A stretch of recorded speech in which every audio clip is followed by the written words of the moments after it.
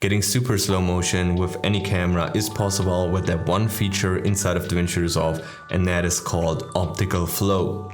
If you haven't heard about that, it is magic. Okay, I can take a 24 frames per second clip like I'm gonna show you and slow that down to 20%. And if you've done it before, you know that this is gonna look horrendous and choppy as well. But if we turn on optical flow and speed warp, this will look just incredible. Let's take a look at the metadata of this specific shot, and it says it's Blackmagic RAW and it's shot in 25 frames per second.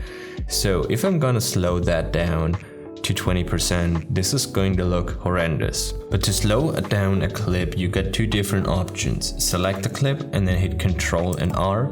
This will open up the retime controls, or right click on that specific clip and select retime controls. So then to slow a clip down, you have to go to the end or to the beginning, but you have to not select the brackets like this. You have to go up to where the clip name is, and then when your cursor turns into arrows that point left and right, it means you can slow down the clip. And let's now slow this down to 20%. So click and drag this to the right, and you can see at the bottom that it changes the speed. So let's bring this all the way to 20%. Right, so at 20% speed, now hit Ctrl R again to get rid of the retime controls, because we don't need that anymore.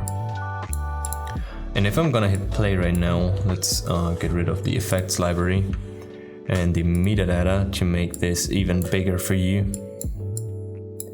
This is going to look horrendous, right? So let's turn off the color grade so you can see this a little bit better. But this is what it's gonna look like with no optical flow done to it.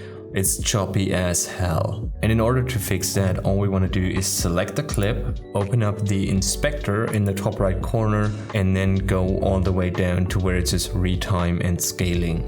Click that, and then under retime process, you want to select optical flow. And if that doesn't do the trick for you, you can go to motion estimation and then select speed warp. But let's just try it with optical flow first to see the results.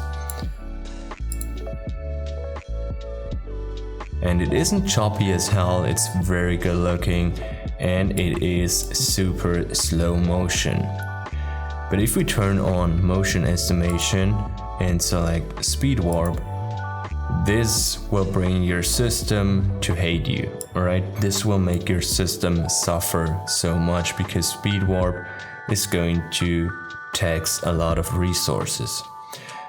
And in order to not wait a day until this is finished caching, what we can do is duplicate this clip, bring it over here, and then right click, go to render in place.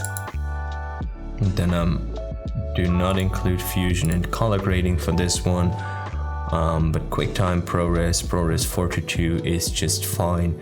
So let's render this one, and this shouldn't take very long. Then you want to select a render location, and let's just render that to my desktop. And now it's rendering. And we want to render things in place because of course we can cache it right now, but it will make our system struggle again when we go to the delivery page and we want to render out the whole project. So here we are, and as I said, it just swapped out this B-RAW file to an .mov file, which will lead to buttery smooth playback, even with things like speed warp done and optical flow done. So let's take a look at how this is going to look like, and I promise your mind will be blown. Let's play this back, and as you can see, we got buttery smooth playback and a very nice and crisp super slow motion without losing any sort of quality in our final image. Alright, that's a wrap. I hope you enjoyed this tutorial. I hope you learned something new. If so, please let me know in the comments down below. That will mean a ton to me. But that's all I gotta say. Hope you have a great day. See you on the next one.